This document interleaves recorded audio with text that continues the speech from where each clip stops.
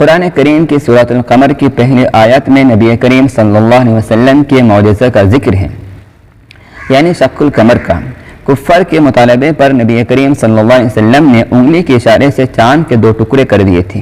شق القمر کے بارے میں نبی کریم صلی اللہ علیہ وسلم کا بڑا معجزہ ہونے کا دلچسپ نقطہ یہ ہے کہ بعض روایتوں سے معلوم ہوتا ہے کہ کفار قریش کی طرف سے نبی کریم صلی اللہ علیہ وسلم کے پاس شق القمر کی تجویز پیش کرنے کی علت یہ تھی کہ وہ کہتے تھے کہ جادو زمین کے امور میں مؤثر ہوتا ہے اور ہم اطمینان حاصل کرنا چاہتے ہیں کہ نبی کریم صلی اللہ علیہ وسلم کے معجزات جادو نہیں ہیں۔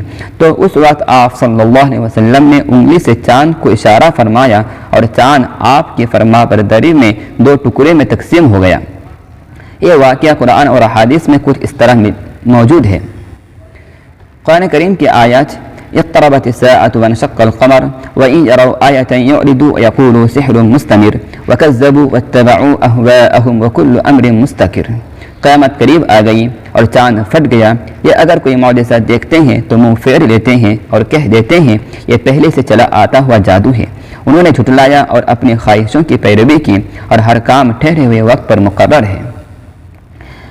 حدیث مبارکہ وعن ابن مسعود رضی اللہ تعالی عنہما قال انشق القمر على عهد رسول الله صلى الله عليه وسلم فرقتين فرقة فوق الجبل وفرقة دونه فقال رسول الله صلى الله عليه وسلم اشهدوا۔ اور حضرت ابن مسعود رضی اللہ تعالی عنہما کہتے ہیں کہ رسول اللہ صلی اللہ علیہ وسلم کے زمانے میں چاند درمیان سے پھٹ کر اس طرح 2 ٹکڑے ہو گیا کہ ایک ٹکڑا پہاڑ کے اوپر کی جانب تھا اور دوسرا نیچے کی طرف۔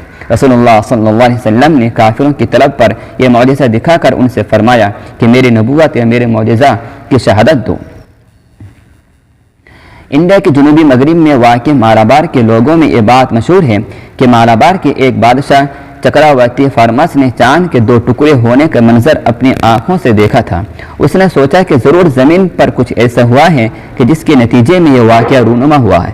چنانچہ اس نے اس واقعے کی تحقیق کے لیے اپنے کارندے دوڑائے تو اسے خبر ملی کہ یہ معجزہ مکہ میں کسی نبی کے ہاتھوں رونما ہوا ہے۔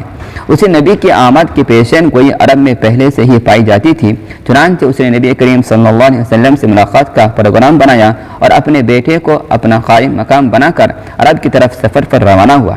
وہاں اس نے نبی کریم صلی اللہ علیہ وسلم کی بارگاہ میں حاضری دی اور مشرف بسلام ہوا۔ نبی کریم صلی اللہ علیہ وسلم کی ہدایات کے مطابق جب وہ واپسی سفر پر گامزن ہوا تو یمن کے ظفر ساحل پر اس نے وفات پائی۔ یمن میں اب بھی اس کا مقبرہ موجود ہے جس کو ہندوستانی راجہ کا مقبرہ کہا جاتا ہے اور لوگ اس کو دیکھنے کے لیے وہاں کا سفر بھی کرتے ہیں۔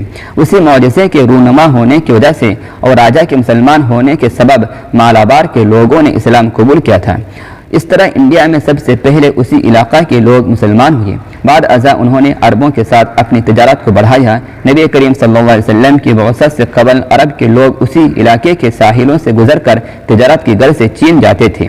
یہ تمام واقعہ اور مزید تفصیلات لندن میں واقع انڈین آفس لائبریری کے پرانے مخطوطوں میں ملتا ہے۔